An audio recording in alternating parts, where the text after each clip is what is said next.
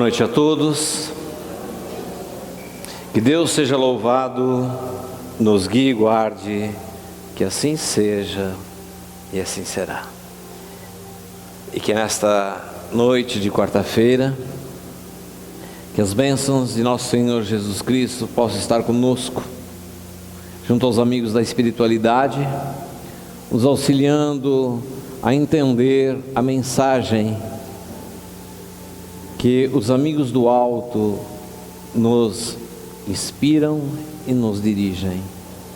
E que o nosso evangelho desta noite também possa ser um evangelho de alegria, né, gente? Durante o dia já foi pesado, né?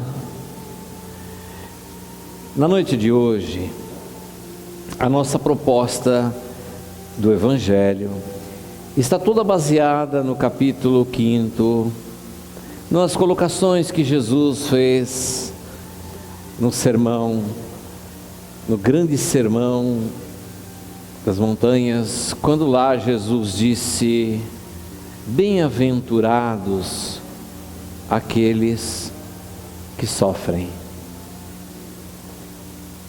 Bem-aventurados aqueles que sofrem. Imaginemos esta colocação feita há mais de 2000 anos atrás. As pessoas ainda não tinham o desenvolvimento do conhecimento que nós temos hoje, a capacidade de avaliação que o tempo nos traz. Então, nos momentos em que nós estamos em dores, em sofrimentos, uma pessoa chegar para nós e dizer: bem-aventurados aqueles que sofrem, né? Não dá vontade de pular na garganta? Na prática? Imaginamos os palmeirenses como é que não estão? Bem-aventurados aqueles que sofrem. Vão ficar muito bravos, né? Então fica difícil para nós, nos momentos de dificuldades, nos momentos em que nossos corações estão apertados, em que as dificuldades são tantas, e às vezes os tormentos da nossa alma são tantos, que nós perdemos a lucidez do pensamento e do raciocínio. E quando a gente começa a perceber, vamos notar que nós nos deixamos levar por uma enxurrada de pensamentos que nos desviaram do foco das soluções e acabamos nos perdendo nas entrelinhas, nos desvios dos caminhos. Há uma expressão popular que diz que é muito mais fácil você ver a situação do outro de fora do que estando no lugar dele, né? Então, quando nós estamos de fora de uma situação, nós conseguimos, na maioria das vezes, ver a problemática do outro de um outro ângulo, de uma outra maneira. E talvez possamos encontrar respostas e saídas que aquele que está vivendo aquela problemática não consegue ver. Vocês já ouviram falar do CVV? A entidade, o grupo CVV? Já viram? É o Centro de Valorização da Vida. É uma entidade que o objetivo primeiro dela é auxiliar as pessoas que estão em estado latente de estresse, depressão, angústia, sofrimentos profundos, mas que tem uma tendência muito elevada ao suicídio. Então esse grupo, as pessoas que se dispõem a ser seus colaboradores, serão seus atendentes, eles passam por um treinamento, para que possamos, dentro desse conhecimento que esse treinamento nos traz, lidar com a problemática do outro sem nos envolvermos.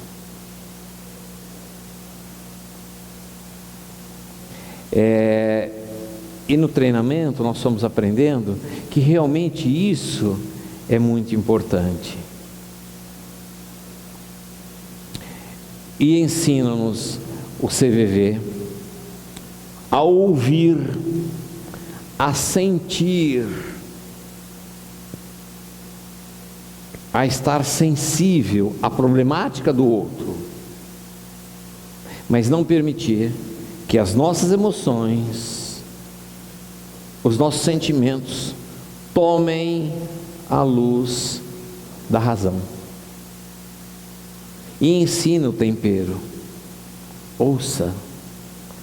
Porque a maioria daquelas pessoas que procuravam o CVV e atendimento telefônico, a maior parte das vezes, eram pessoas que estavam naquele momento, ou estão naquele momento, num ponto crucial da sua dor, em que muitas vezes a única solução, o único caminho que vê é cometer o suicídio.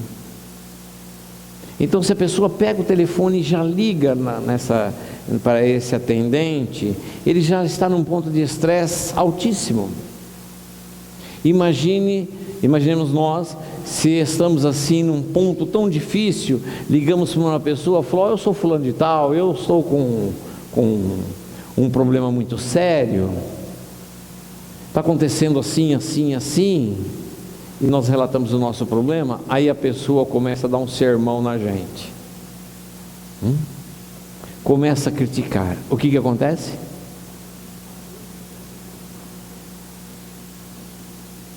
Nós aceleramos o processo e aumentamos a dor do outro. Em outras oportunidades, se uma pessoa não está preparada para atender, consegue ouvir, refletir, mas não consegue se posicionar de uma maneira adequada, pode dar um aconselhamento equivocado, não pode? Só para a gente relaxar um pouco. Havia um conhecido nosso que reclamava bastante. Tudo dava errado, reclamava bastante. Aí ele disse para um outro amigo nosso, falou: eu queria morrer. E esse meu amigo falou: isso é bom, morre mesmo, porque eu vou namorar com a sua mulher, vou pegar a sua aposentadoria, nós vamos passear e vou colocar teus filhos na escola. Pode ir. Acabou a vontade do outro, né? Mas se pega uma pessoa, isso é uma brincadeira, né, gente? Se pega uma pessoa que não entende a dor do outro e possa fazer um aconselhamento, um direcionamento equivocado, pode acentuar ainda mais essa causa. Então, muito interessante dizer que as pessoas que ligam para essa entidade, elas precisam falar. E é uma receita boa para nós, viu, gente? Porque muitas vezes nós estamos com problemas e nós nos calamos e vamos engolindo aquele sapo. Todas as vezes que nós falamos isso e falamos para as pessoas que possam estar conosco e entender, nós vamos desabafando e tirando aquela energia que está saturando e permitindo que num bom aconselhamento uma nova energia entre. E é importante para que as pessoas também saibam o tamanho da minha dor, o que eu estou sentindo. Não existe nenhuma pessoa no mundo que possa sentir, estar sensibilizado na intensidade da nossa dor. Só nós. Ninguém vai poder nos compreender. Só nós. Num determinado nível. Alguém pode saber o quanto dói os meus pés se não usar o meu sapato? Dá para saber?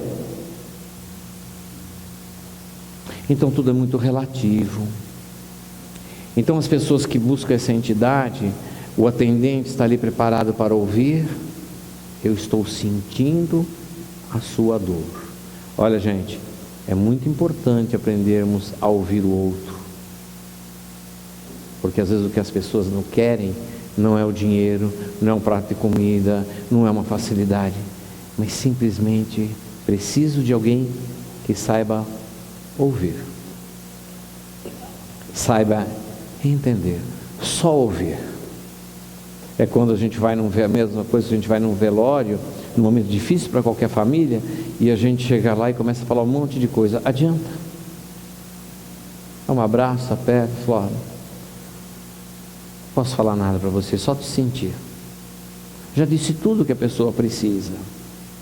Então isso é muito importante na tratativa com o outro, procurar saber aquilo que ele está sentindo. Então todo esse treinamento nos permite a entender o que o outro, o sofrimento do outro, aonde o outro quer chegar. Pode ser que hoje nós não estejamos nessa condição, mas pode ser que lá na frente nós precisaremos de alguém que nos ouça, e isso é tão importante. Estar aqui hoje em nossa casa de oração, aprendendo com os temas tão diferentes que chegam aqui a cada evangelho, a cada palestra, vai nos sensibilizando, vai nos trazendo conhecimento e um entendimento melhor para conosco e para com o outro. E à medida que a gente aceita isso, nós estamos num processo de humanização muito legal, aumentando a nossa autoestima, nos permitindo a conviver com as nossas, com os nossos limites, com as nossas falências, com os nossos acertos. Quando nós falamos do Evangelho dessa noite, na tratativa que Jesus disse: bem-aventurados aqueles que sofrem, estamos falando nesta noite da nossa dor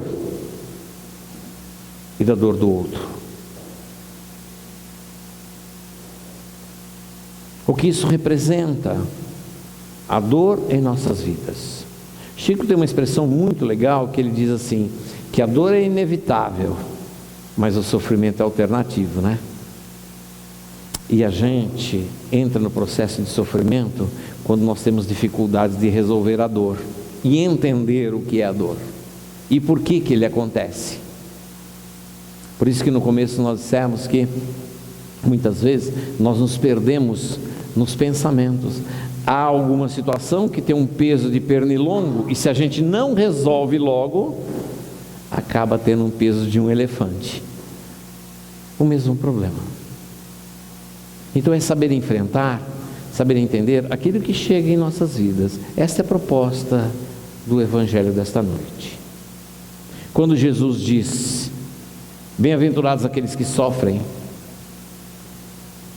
naquela ocasião as pessoas ali presentes podem não ter entendido a profundidade disso tudo, mas os amigos na espiritualidade, e principalmente nós que temos um privilégio muito grande de estarmos aprendendo a doutrina espírita, temos o Evangelho segundo o Espiritismo no capítulo 5º, numa explanação maravilhosa que nos diz o que Jesus queria nos deixar era o entendimento de que a dor nos fará melhor e que nós temos que carregar a nossa cruz. E às vezes a gente acha que a nossa cruz é mais pesada que o vizinho. Ou às vezes a gente entende, agora como tudo está muito moderno, que dá para colocar 2 rodízios no pé da cruz, que a coisa desliza mais rápido, não é, gente? Esses rodízios que nós colocamos são os disfarces e os adiamentos que nós estamos colocando em nossa vida e não resolvemos aquilo que temos que resolver. A princípio dá um certo conforto, parece que a cruz anda mais rápido, desliza um pouco mais, mas lá na frente o rodízio emperra, engripa, e aí a coisa fica pior. A proposta de Jesus é nos dizer que há uma razão para que tudo aconteça em nossas vidas e que temos que carregar, que temos que enfrentar todas as situações, todas as adversidades que nos acontecem. Imaginemos assim: apagamos a luz toda aqui do salão, nós não estamos conseguindo ver nada, as cadeiras espalhadas, e diz para uma pessoa que nunca entrou aqui: entre e fique à vontade. A hora que ele começa a andar aqui, não vê nenhuma cadeira pela frente, começa a tropeçar, cai, o que gera nele? Pânico, medo. Por quê? ele está num ambiente que desconhece. E aquilo que nós não conhecemos, normalmente nós sentimos medo e rejeitamos. Se nós aprendermos em todo o estudo que a doutrina nos propõe e nos oferece sobre o entendimento das ocorrências em nossas vidas, nós vamos enfrentar os nossos problemas de uma maneira muito mais fácil, muito mais objetiva. Jesus foi muito, as suas colocações foram maravilhosas, e ele um dia disse assim, buscais e achareis. Aquilo que não tem resposta agora, vai ter amanhã. Vai atrás. E o que a gente faz quando o desconhecido nos toca, ou quando a gente está com uma bela preguiça de investir em nós mesmos? Nós vamos nos acomodando e deixando que as coisas vão andando, e lá na frente nós não perdemos o domínio sobre tudo e sobre todos que estão à nossa volta, e chegamos muitas vezes no ponto de um conflito tão intenso que a única sua saída que encontramos é adiar a nossa vida através do suicídio. Para o espírita que já conhece as consequências, sabe da maneira como vai voltar lá na frente e o que estará atrasando. Mas quem não tem esse conhecimento?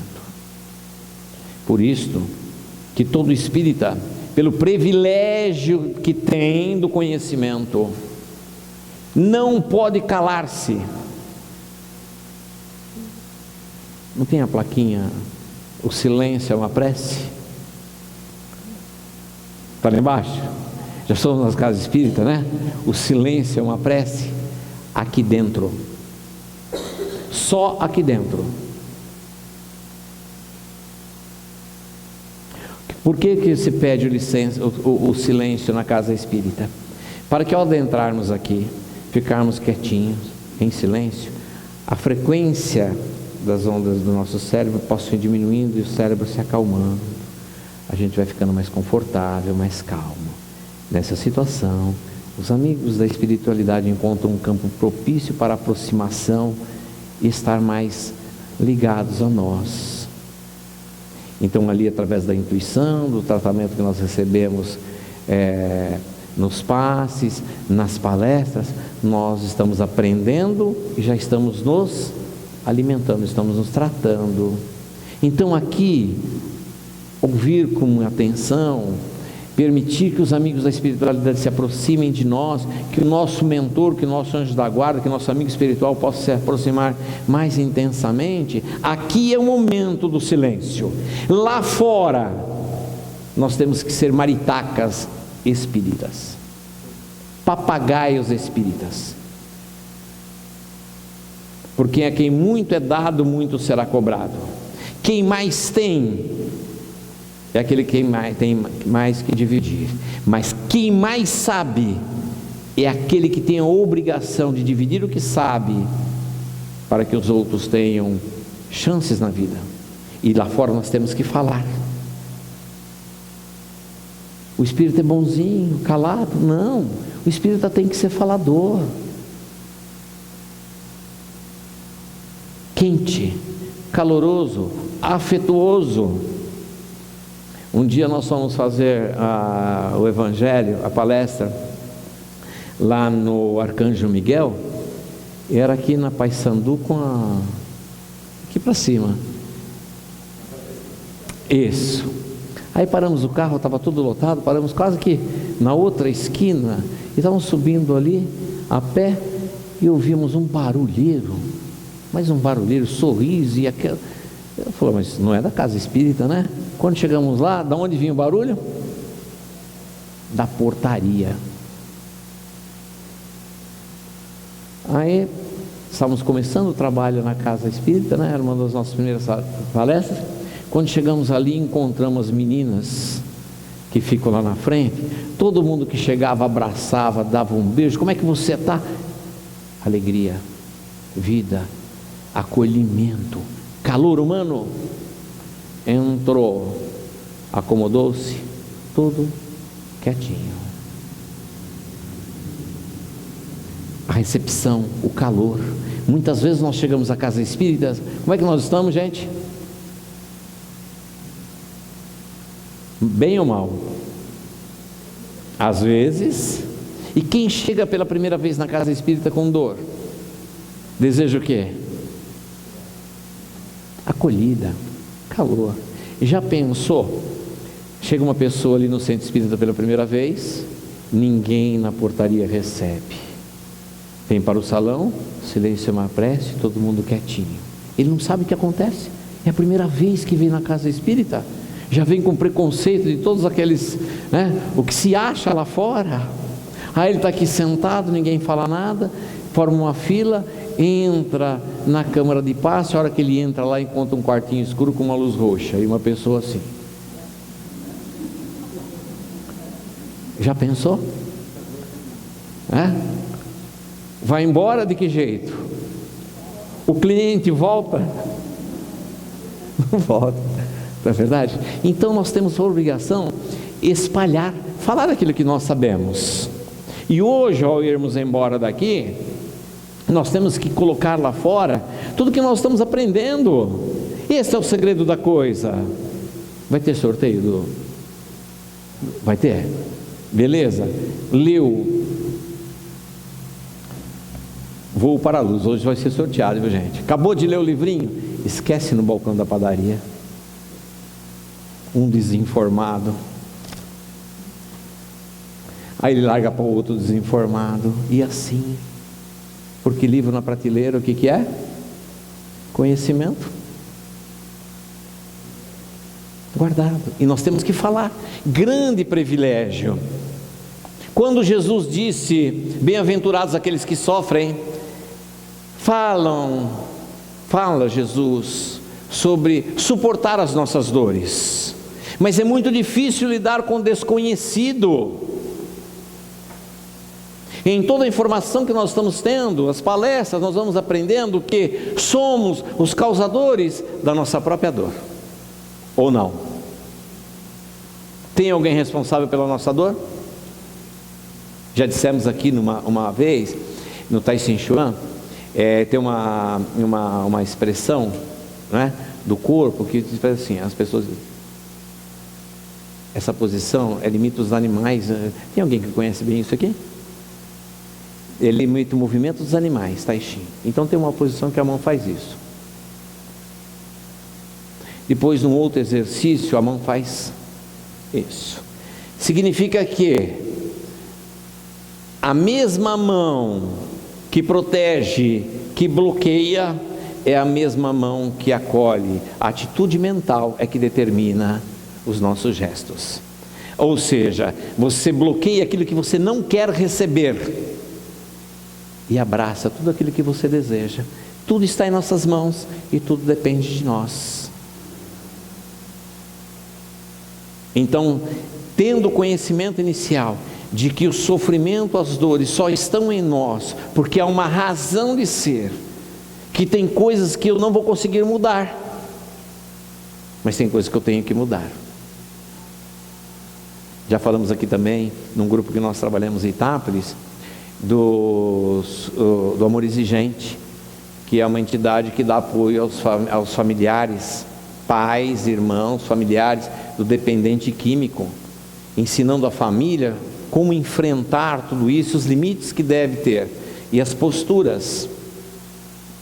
E a oração do Amor Exigente, que nós chegamos lá para trabalhar nas palestras, nós fazemos o nosso círculo, seguramos as nossas mãos e começamos a oração dizendo assim: eu seguro a minha mão na tua mão e trago a tua mão ao meu coração, para que juntos possamos fazer aquilo que sozinho eu não consigo. Concedei-me, Senhor, a serenidade necessária para modificar as coisas que eu posso modificar, forças para mudar as coisas que eu posso, e sabedoria para distinguir quando é o tempo de aceitar e quando é o tempo de lutar. Força, coragem e alegria. Afirma as colocações de Jesus para enfrentarmos as nossas lutas. Aprendemos na doutrina espírita sobre as nossas aflições, as causas dos nossos sofrimentos, as provas e as expiações. Provas são aqueles acontecimentos que vão ocorrendo durante o dia, durante as semanas, os meses, que nós vamos lutando aqui, acerta ali, e nós vamos resolvendo lá na frente. Expiações são aqueles enfrentamentos que nós não vamos conseguir mudar. Poderemos melhorar, mas haveremos de passar por aquilo ali. Por isso o conhecimento é tão importante, saber com aquilo que você está mexendo, porque lidar com o desconhecido nos fragiliza, nos deixa vacilante. A família que não aceita, por exemplo, um dia uma recomendação da espiritualidade disse-nos assim: quando você for falar alguma coisa que você já viveu aquela experiência, você falará com mais propriedade, com maior firmeza. Então, eu divido com vocês hoje uma experiência que nós passamos na minha família. A minha irmã mais velha, já desencarnada, ela tinha síndrome de Down. Muda, gente? Dá para deixar de ter a síndrome de Down? Não. Ela desencarnou naquela problemática. A princípio, naquela época, o preconceito era grande e causava-nos revolta. Depois nós fomos entendendo que, na verdade, e isso sentimos muito no dia quando ela desencarnou, quando nós fomos enterrá-la, que fizemos toda a nossa despedida, nós, coração apertado, né, gente? Mas nós só agradecemos a Deus. Aquele dia foi um dia que, apesar de toda a dor, foi um dia de agradecimento. E dizemos assim ao Senhor da vida: Senhor, muito obrigado por esses 54 anos que se passaram, porque nós vivenciamos coisas maravilhosas. Nós percebemos que, por mais que você tem certas coisas que o dinheiro, a posse não resolve, mas a solução está no carinho que você dá. A nossa mãe passou a ter para nós um valor muito mais alto, porque ela viveu para aquela filha. E lá naquele dia nos despedimos: Senhor, muito obrigado. Nós te demos, estamos te devolvendo a joia maravilhosa e rara que o Senhor nos entregou, para que ao longo desses anos pudéssemos desfrutar de uma coisa maravilhosa. Só que o Senhor não nos deu esta joia embrulhada num papel de presente. Foi num papel um tanto rude que o Senhor nos entregou esse presente, mas nós abrimos este presente e encontramos uma joia rara. Muito obrigado, Senhor. Que tu a acolha, que tu a abrace, e que neste momento que ela chega à espiritualidade, que ela já vai livrar-se dos vínculos do físico, que os céus possam estar em festa, porque aqui embaixo nós estamos sofrendo, nós estamos em dor pela separação, mas lá em cima os céus estão em festa, porque aqueles que ela deixou lá estão para receber. Hoje é como um pássaro que abre as portas da sua gaiola e vai poder voar livre, porque livrou-se do peso de débitos do passado. Que este pássaro voe bem alto e forte. Nós ficamos em dor aqui, mas os céus estão em festa. Muito obrigado, Senhor, muito obrigado. Esta foi a nossa oração. Tem coisas maravilhosas que a vida entrega em nossas mãos, não embrulhadas da maneira como nós queremos, mas são joias que, quando aprendemos a entendê-la, nós vamos perceber que aquele que aparentemente era um problema veio para nós, para nos tornarmos pessoas melhores. Quantos pais, quantos familiares, ou quantas vezes nós nos perguntamos: Senhor, mas será que merecemos isso? Se tem tantas pessoas na normalidade, por que na minha família? Qual a razão?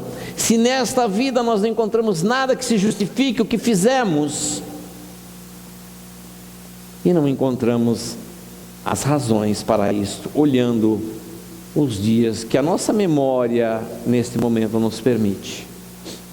Depois, estudando a doutrina espírita, entendemos que existem coisas que no momento nós não podemos explicar, mas estão ligadas às coisas da vida passada.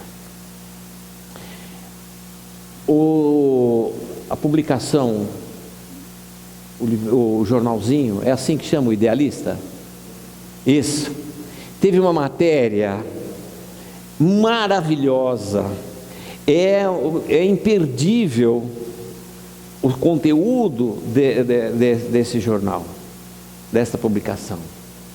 Lá nos chamou a atenção um artigo que o Roosevelt, de Barra Bonita, escreveu, e é baseado nesse tema que nós falamos essa noite. E lá ele diz que justas injustiças,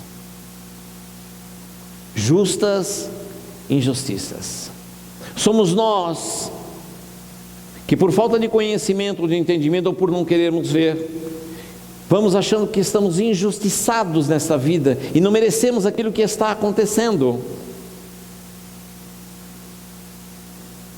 E passamos por uma questão de conforto, para não sairmos da zona de conforto, o entendimento de que somos vítimas da vida.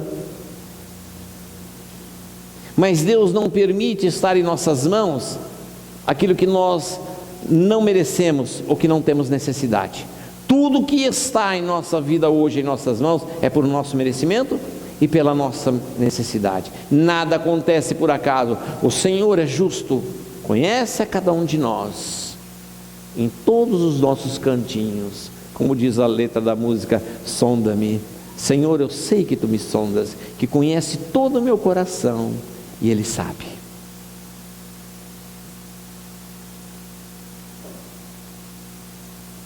Tudo aquilo que nós colocamos como nosso sofrimento, as nossas dores, que nós achamos que são coisas injustas, as injustiças, bom, assim nós colocamos, nada mais é do que a vida nos alcançando, cobrando de nós aquilo que nós não pagamos no passado. A injustiça, assim como a vemos, nada mais é do que a vida cobrando de nós aquilo que nós estamos devendo, que não nos foi cobrado, ou que não foi pago ainda por as nossas atitudes do passado.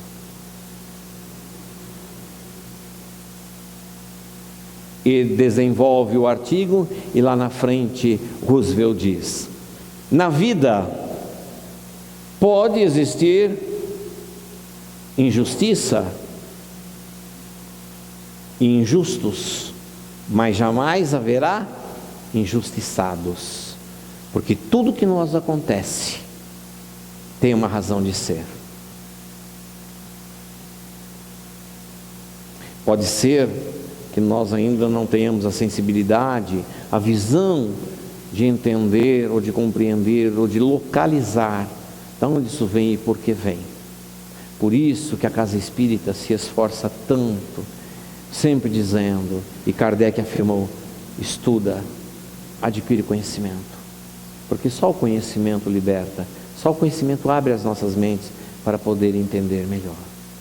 Gente, não foi por acaso que Jesus esteve conosco lá atrás, abrindo essas estradas maravilhosas, para que no dia de hoje, em 2014, 22 de outubro de 2014, estejamos aqui compreendendo melhor as suas palavras, compreendendo melhor a vida.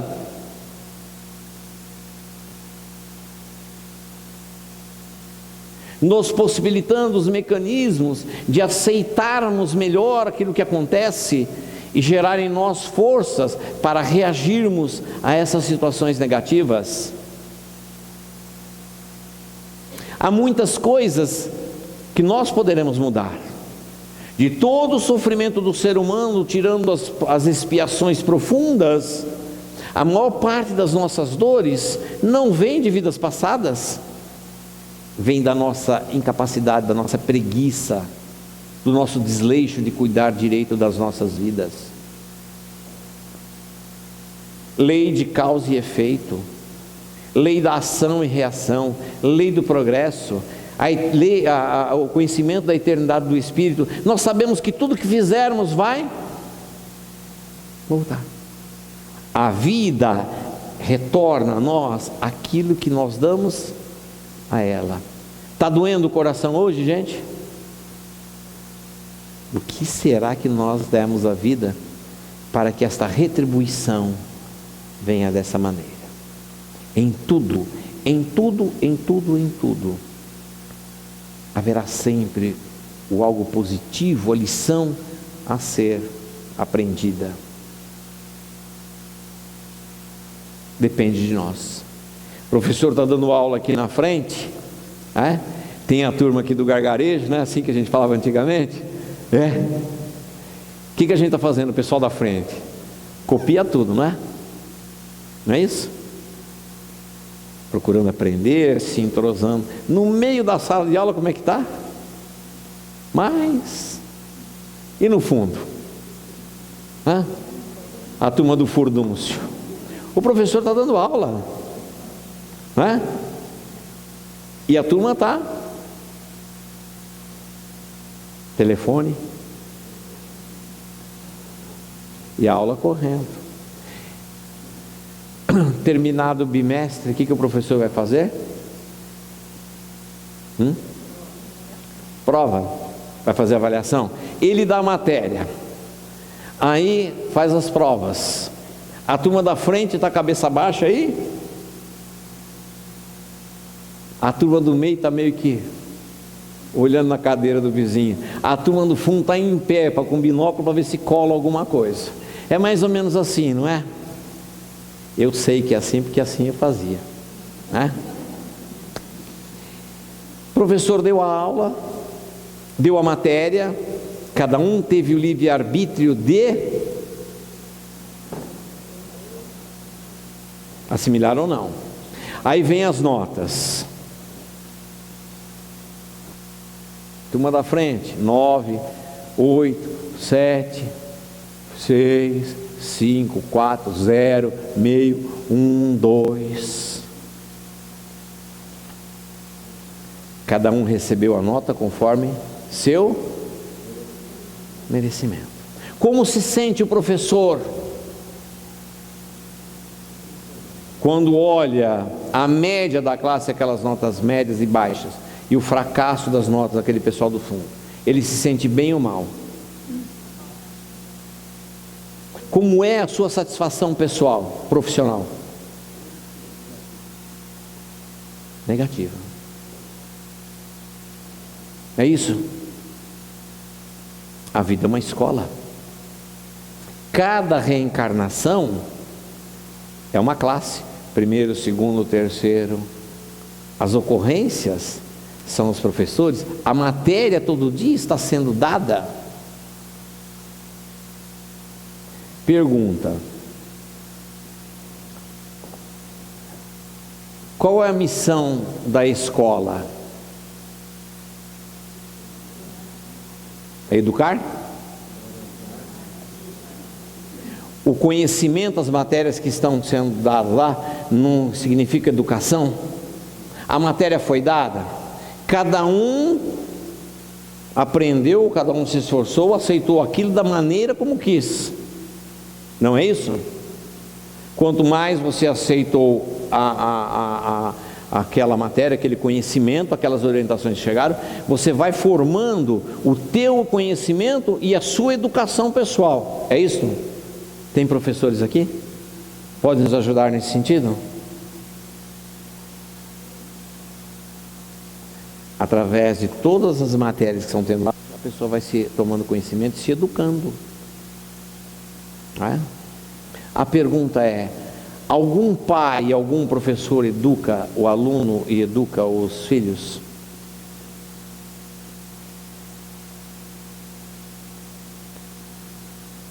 Algum pai ou algum professor educa o filho ou o aluno?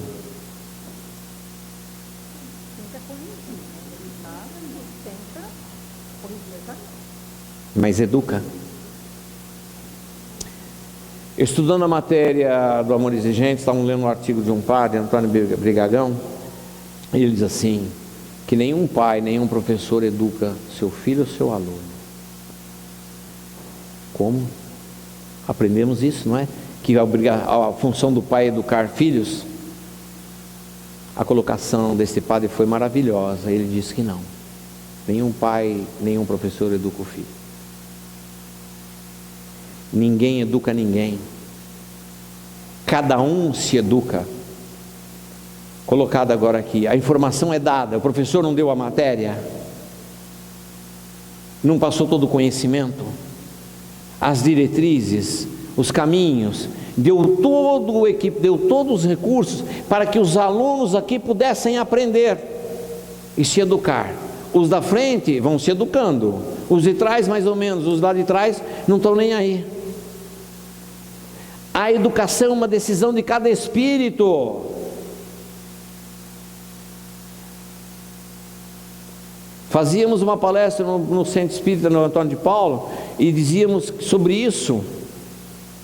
Um dia, numa palestra em Ibitinga, no Centro Espírita São Francisco de Assis, já leram o livro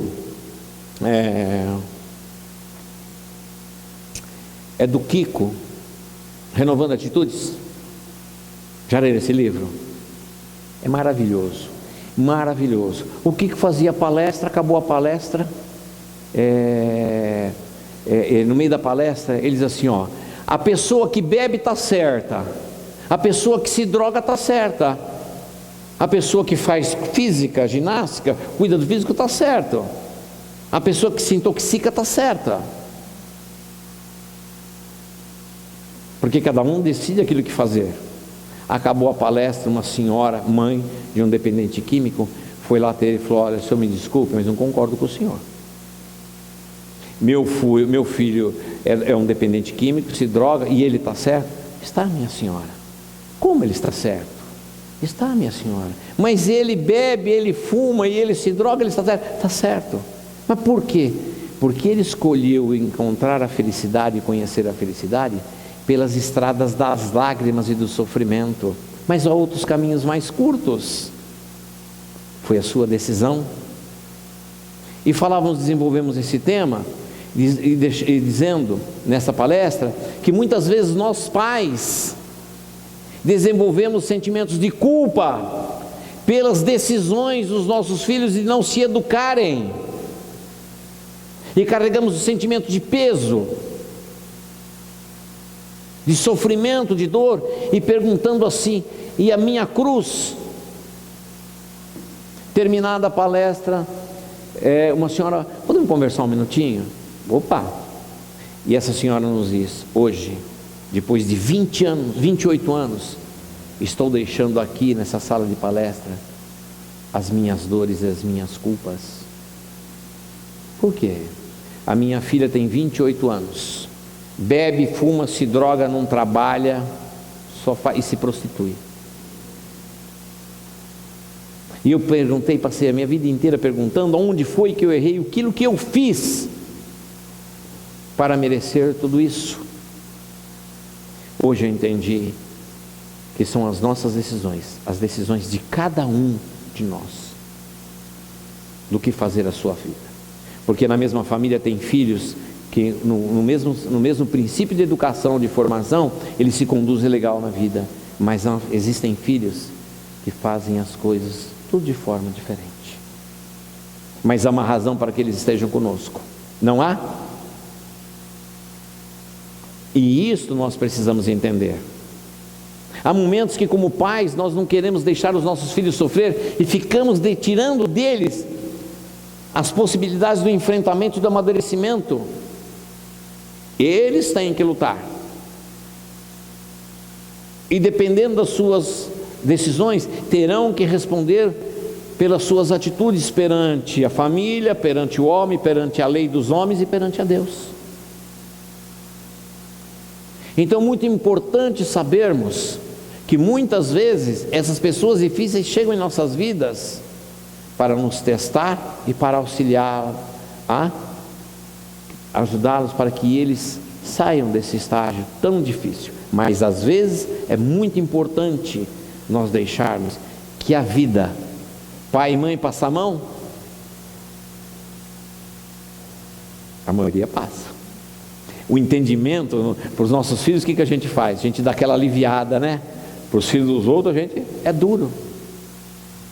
Pai e mãe passa a mão, alivia, faz concessões, faz considerações, não é? A vida, não. A vida não. Bill Gates foi convidado para ser o paraninfo de uma formatura de alunos de uma universidade. Ele desceu do helicóptero, falou 3, 4 minutos e falou sobre 11 itens. E ele disse assim para ele: se vocês querem ter sucesso, um dos itens, se vocês querem ter sucesso, enfrente a vida. Seus pais aliviam e passam a mão, mas a vida não. A vida vai tratá-los como a vida é. Montou no helicóptero e foi embora. Não deu 10 minutos que ele ficou ali. E ele deixou uma grande verdade, não é? Então muitas vezes nós estamos alimentando um sofrimento para um adulto inseguro, quando nós tiramos dos nossos filhos a possibilidade de eles começarem, através de pequenas tarefas e pequenas responsabilidades, se tornarem pessoas melhores, para que possam aprender a valorizar a família. E nós vamos começar a diminuir essas situações de estresse e de fonte de geração de sofrimento dentro de casa. Porque o Joãozinho de hoje, a Mariazinha de hoje maltratado, é o João e a Maria de amanhã desarmonizado e desestruturado. Cada um de nós na sua particularidade, no seu histórico de vida, traz ainda uma série de coisas que precisam ser lapidadas e melhoradas. Trazemos as conquistas de vidas passadas, os resultados das nossas atitudes. Não há tempo para abandonarmos as nossas responsabilidades, e a vida vai nos alcançar num determinado momento para trazer tudo isso. A expressão que o Roosevelt colocou, as injustiças, ao nosso modo de entender, nada mais é do que a vida nos alcançando e cobramos de nós aquilo que nós fizemos lá atrás e não pagamos. Então hoje, por uma razão ou outra, nós estamos no momento certo e tudo que acontece em nossas vidas está certo. Mas cabe a cada um de nós melhorar tudo isso e aliviar tudo isso. Um homem reencarnou e na sua programação de vida, aos 45 anos, iria amputar a perna, entraria no hospital naquela data para amputar a perna. Karma, pagamento de débitos. Reencarna, dá um sentido diferente à sua vida, começa a ajudar os mais necessitados, estudou e foi vivendo de uma maneira diferente. Na mesma data programada que deveria entrar naquele hospital para amputar a perna, ele entra naquele hospital, mas para fazer uma cirurgia de varizes. Olha, gente, o legal disso tudo é assim, nós criamos muito débito, não criamos? Mas todas as nossas boas ações geram créditos. Vai chegar um dia que na matemática financeira da vida, no equilíbrio, no banco da espiritualidade, nós vamos ter créditos suficientes para pagar os débitos. E os sofrimentos que vêm em forma de juros vão cessar. Vamos trabalhar, fazer o melhor que nós pudermos fazer. Vamos enfrentar as nossas lutas, as nossas dores e aceitar aquilo que nós temos que aceitar. E não adiar. Porque todo adiamento, esse adiamento pode ser por fuga, por vícios comportamentais, ou pela bebida, ou pelas drogas. A princípio essas fugas aliviam todo aquele estresse que eu estou sentindo, mas lá na frente volta tudo pesado de novo, e a gente não escapa. Um dia ou outro nós vamos ter que enfrentar. Vamos começar a enfrentar agora. Nenhum de nós veio para esta reencarnação para passeio ou para lazer. Viemos para passeio, para lazer, para aprendizado, para trabalho, para servir, para ser útil. São possibilidades múltiplas que dão a todos nós uma condição de caminhar melhor. E a vida vai trazer para nós momentos em que a nossa pele será riscada, os calos ficarão, as feridas ficarão e enormes cicatrizes vão aparecer. O rosto bonito, o olhar expressivo lá de trás, hoje pode ser uma expressão difícil. A marca do sofrimento no olhar, nos olhos, no ombro que cai. As pernas, os braços que já estão cansados de tanto trabalhar. São lutas. E nós não poderemos fugir delas. De uma maneira ou outra, cada um dentro da sua necessidade, seu merecimento e do seu histórico, passará por isso. E exigirá de nós o suporte necessário. Perseverar, continuar. Tudo em nossas vidas passa. Tudo. E tudo mal, toda dor que estamos sentindo nesse momento, todos os nossos sofrimentos, coração apertado, tudo isso vai passar. Na época moderna em que nós vivemos, onde o automóvel e os meios de transporte nos dão uma facilidade muito grande, difere daquele ambiente há muito tempo lá atrás. Era um castelo, num reino muito rico, gerenciado, administrado por um rei inteligente, harmonioso, equilibrado e justo. Era um lugar daquele país próspero. Aquele castelo suntuoso, muito bem trabalhado, muito bem conservado. Tinha dependências maravilhosas e uma dessas dependências era um estábulo, uma cocheira. Aí vão se aproximando os amigos lá de cima daquele estábulo. Aquele rei tinha um gosto pelos animais, por cavalos. E vamos adentrando aquele estábulo e pegamos o meio de uma conversa dos animais que estavam naquele estábulo. De um lado, aqueles animais de raça, bem cuidados, o cavalo árabe, o potro inglês, o cavalo húngaro, o jumento espanhol, e do lado de cá, do estábulo das cocheiras, tinha um burrinho de carga, judiado, gente, pelo batido, cicatrizes, aquele cheirinho. E começamos a ouvir a conversa dos animais, e o cavalo árabe dizia: como é que eu posso estar aqui nesse castelo, essa coisa tão bonita, do lado de um sujeito que está fedendo tanto? E o burro de carga só ouvindo.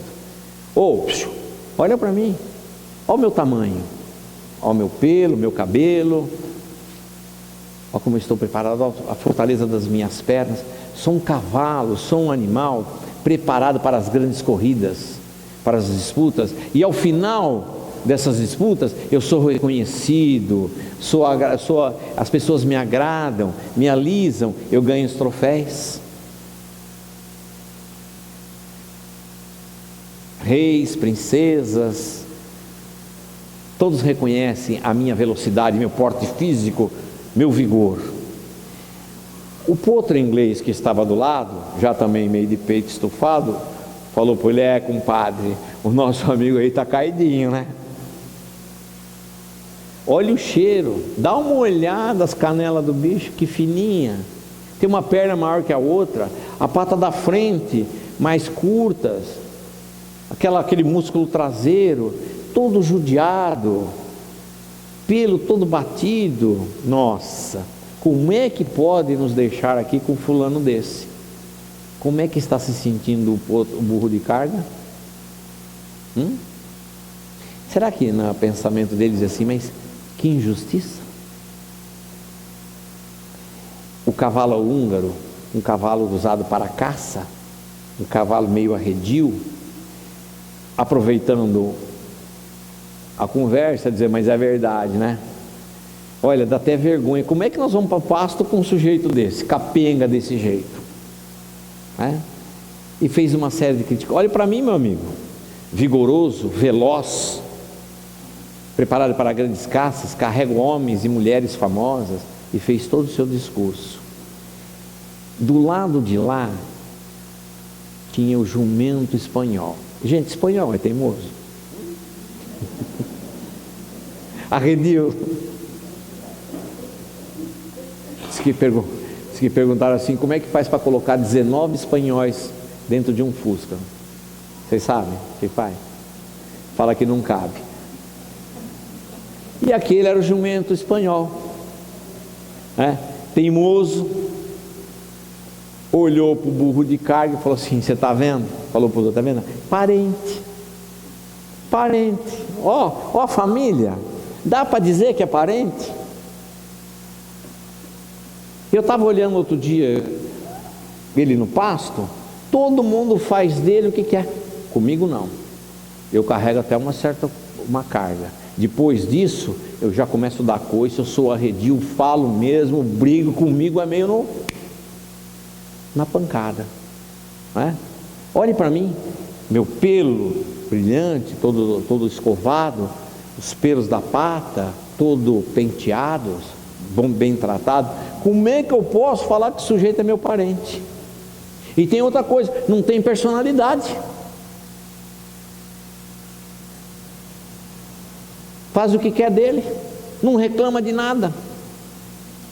Se botar 200 quilos, 200 quilos, 300 quilos, como é que se sentiu o burro de carga? Assim? Será que aquilo era justo para ele?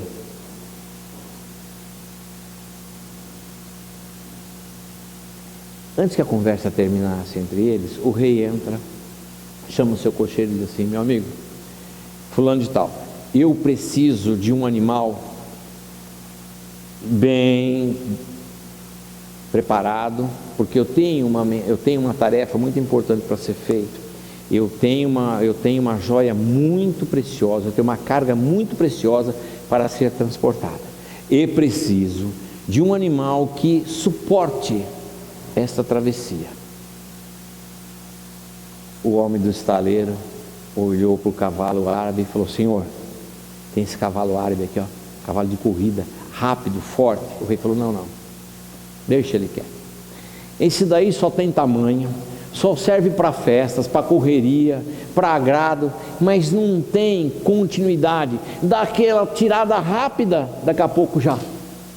Não, eu preciso de um que aguente o caminho. O senhor, então pega o português e fala: não, esse é um cavalo muito altivo, é mais para festejos, mais cheio de pompas, só tem aparência, não está acostumado com o trato firme, com a disciplina.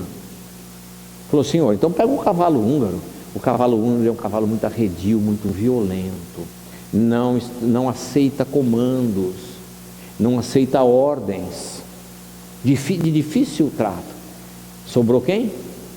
O jumento espanhol. Falou: senhor, então pega o jumento espanhol, aguenta peso. Ele falou: não, esse pior ainda. Esse daqui é indisciplinado, arredio, revoltado. Quando se vai discipliná-lo, começa a pular da coice, nada, não me serve. Ele olhou para o lado e viu o burro de carga frio.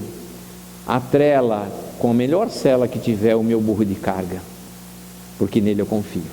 Eu sei que ele vai fazer a tarefa que tem que ser feita. E os amigos da espiritualidade fazem a consideração dizendo que aquele burro de carga, as suas cicatrizes representavam as feridas que o tempo fechou, suportando os sofrimentos. O fato de aceitar a carga sem reagir, aprendeu a obedecer aos comandos que levasse alguma coisa que produzisse de útil. Aprendeu através dos anos a levar o progresso, a suportar a carga dos dias, os pesos das ocorrências, levando o progresso, o bem-estar às pessoas. Aprendeu a marchar, dar sempre um passo contínuo em sua vida, para que pudesse sair daqui e chegar lá de uma forma confiada. atrela o meu animal, porque ele vai levar para uma longa viagem a joia mais preciosa que eu tenho, que é o meu filho. A espiritualidade nos diz que os sofrimentos, que as lutas, que as dores que nós passamos, que os enfrentamentos, que as ingratidões, que as injustiças vão nos calejando, vão nos tornando cada vez mais fortes. São aprendizados que vão nos fortalecer e tornar a cada um de nós espíritos, através do aprendizado desse exercício, espíritos mais fortes.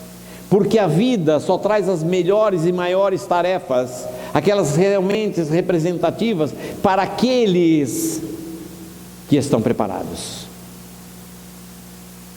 Jesus, quando veio até nós, veio com essa missão porque Ele estava preparado. Vamos continuar, vamos fazer e esperar que um dia o Rei da vida, o Senhor da vida, vai dar a cada um de nós conforme o nosso merecimento. Não vamos viver nas ilusões, nas aparências daquilo que realmente não interessa, mas aceitemos as nossas lutas, os nossos enfrentamentos, para que sejamos cada vez espíritos mais fortes. Confiemos, porque o Senhor sabe tudo quanto podemos fazer, o quanto nós suportamos, e tudo que nos acontece hoje está certo. Portanto, muito feliz o título de Roosevelt quando diz justas injustiças. Encerramos o Evangelho desta noite.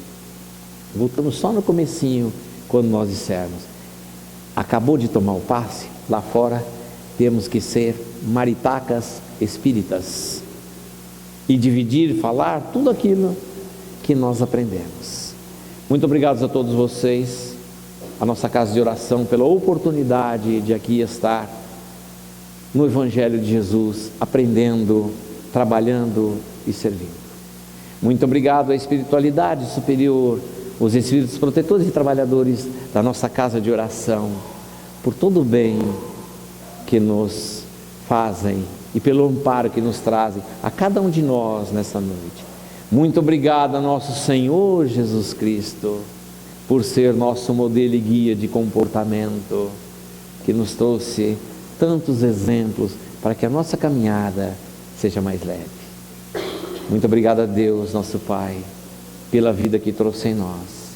E encerramos o Evangelho dessa noite dizendo: que Deus seja louvado, nos guie e guarde, que assim seja e assim será. Graças a Deus.